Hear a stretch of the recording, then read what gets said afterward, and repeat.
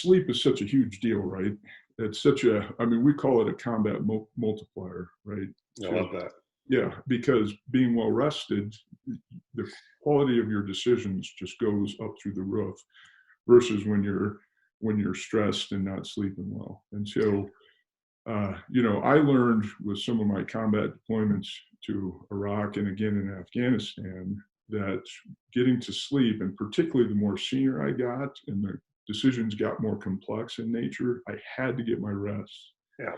And so the technique I would use is I would always have a book to read, and usually it was not history or work related, right? It was more for enjoyment. And I would read it, and what I would normally find is, particularly in times of high stress, is I would read it and I'd go 4 or 5 pages and not remember anything I read because my mind was elsewhere. What I developed was the discipline to go back to the beginning of that 4 or 5 page section and start over and purposefully read it and read the words, and it would take, sometimes 2 or 3 times through to do that. But once I did that, I would fall asleep. So it took me forever to get through a book, but that technique worked. And there's other ones like that worked for me, but it's being mindful and getting in the moment and getting your mind focused on something other than your cares and worries so that you can get that sleep. Yeah, it's interesting because in the classes I teach now at Stanford on Vitality, I have a tagline. I say, consider sleep a superpower. Right. And I think that resonates with people. And the other part about it is staying in the now, or being mindful about exactly what you're doing. So that's a really good technique that we should emulate there. Is if you're reading a book, you can gloss over, that 2 or 3 pages, and then you can say, well, I just read those 2 or 3 pages. I don't really remember because I'm thinking about all these other stressful events. Or you can go back, like you suggested, and just mindfully read that, digest it, enjoy it, and be in the moment. And that will calm you down. That's awesome suggestion. Thank you.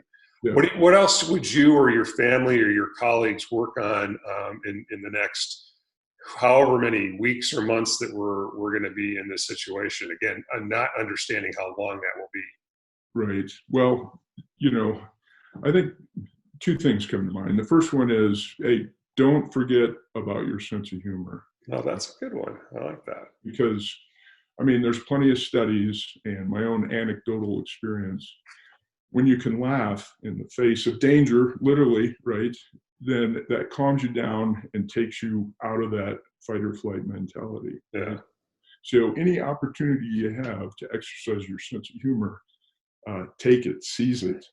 Maybe even create opportunities like that. So I was talking to my youngest brother yesterday, and he's in a management position in a brewery outside of Chicago, and they're consciously creating a humorous video about delivering beer to their customers in these conditions, and they've kind of taken a ripoff of an ice cream truck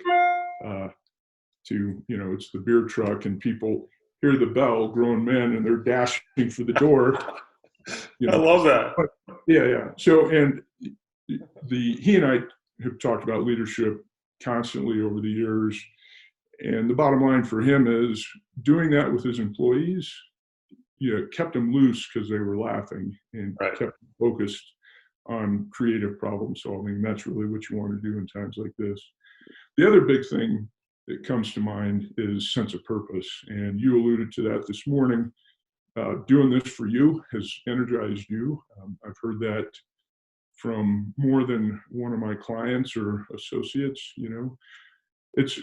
That's always been my observation, particularly in combat, for example. When you have other people to lead, or if you're doing something to set an example for them, it makes it much easier for the leader, particularly in the moment. And that dynamic extends to all people, right? If you're outwardly focused and you're focused on helping others, then the psychic burden on you seems to be lowered. And there's plenty of research that indicates that's true as well. So don't forget to laugh and find something that gives you a sense of purpose. Awesome.